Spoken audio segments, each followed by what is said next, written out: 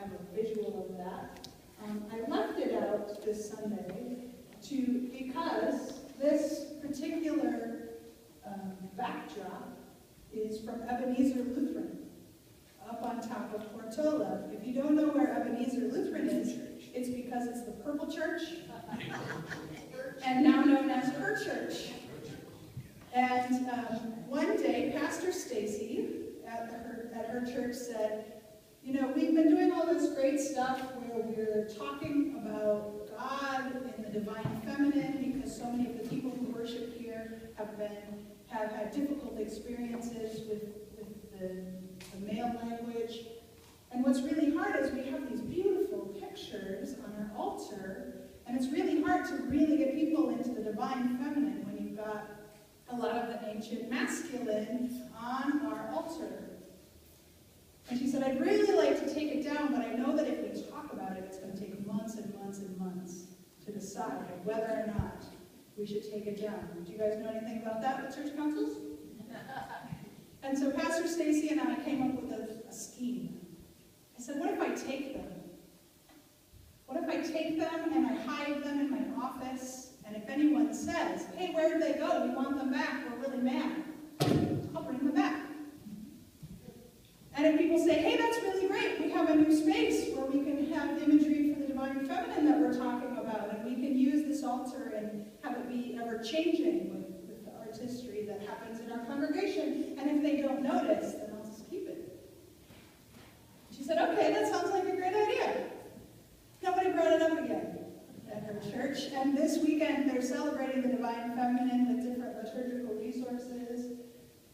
But I put it here to remind us that, you never know where Ebenezer is going to go next in their faith journey, but they went to a place where they were down to just a couple worshipers. I think they were down to like 6 when Pastor Stacy just came. And one day in the middle of the night, one of those 6 came, and they have a really big cross at the front of their sanctuary, and one of those 6 people painted it green. Nobody noticed. No. Until a couple of years later, someone said, is that cross green? And she said, yeah, I did that 2 years ago, and you didn't notice. She painted the cross with the hope that there would be new life in that church. She said, the dark brown just made me feel like it was dead, and I thought this place should be alive. And so I came in here at night, and I set the intention to growing this place. She painted it green. Sometimes the things that we think from our tradition are holding us back can be recycled and made beautiful again in another space, right? And some of the hiccups and wondering if the council's going to argue about it forever became a great gift for us. If you were around for our Lenten services, we used the middle, Jesus wanted to put Post-it notes on it, to put our prayers to Jesus right on Jesus. I invite you to think about the ways that we can recycle the bits that feel like they don't fit here anymore.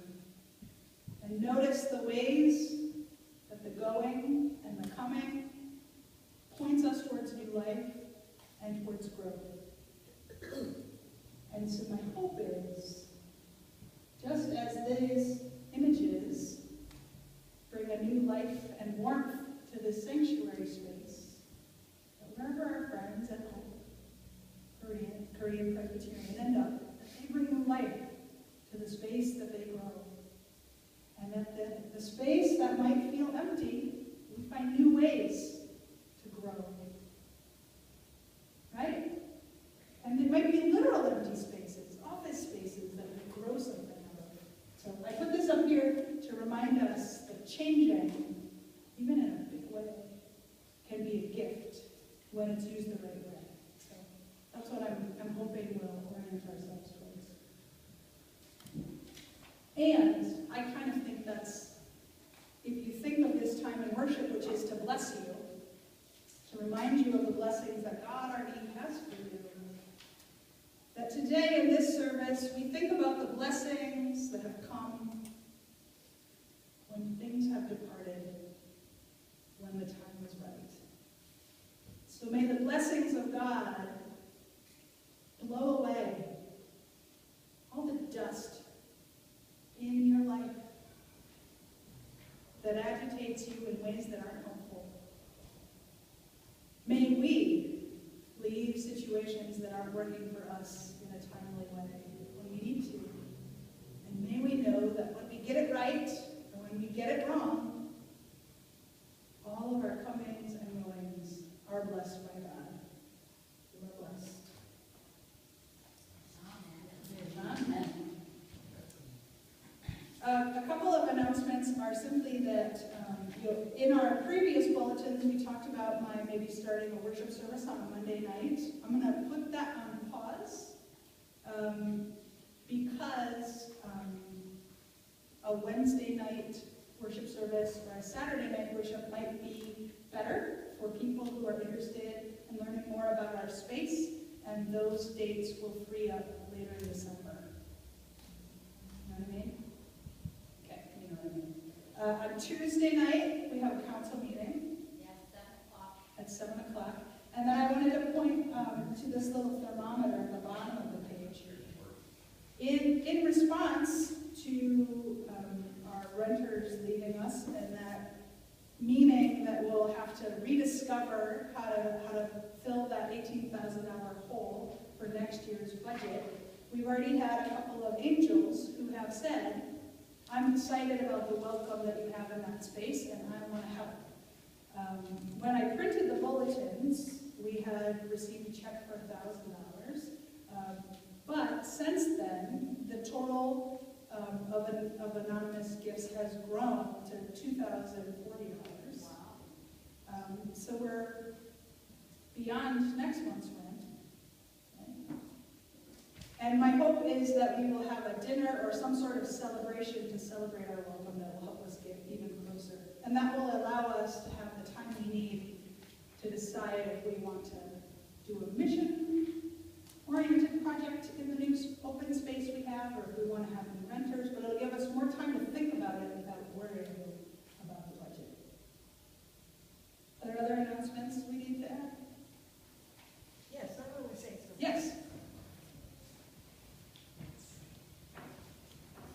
At the beginning of this year, most of you were here when this church made a big decision. We were led by the Synod and our bishop. We voted unanimously to have Pastor Megan. Soon after that, because of articles that were on the office door, Hope Presbyterian Church, or their minister, made the decision that maybe they could not stay. This wasn't just now. This was months ago.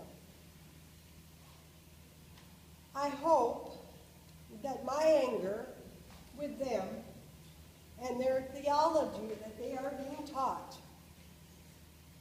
when they go to a new place can somehow lessen. But because they are leaving us, we don't know where they are going. They have even had the nerve to ask us to subsidize their move. As council president, as the members of our council come together Tuesday night, we will talk about this. But I wanted you to know that their decision was made in the minister's head at the beginning of this year. And I'm very sorry for him. I'm very sorry for the people in their church. I'm sorry for anyone in their church that is of a different thought in their mind, background, or anything where they're not allowed to be themselves. And I am so grateful to God for our pastor.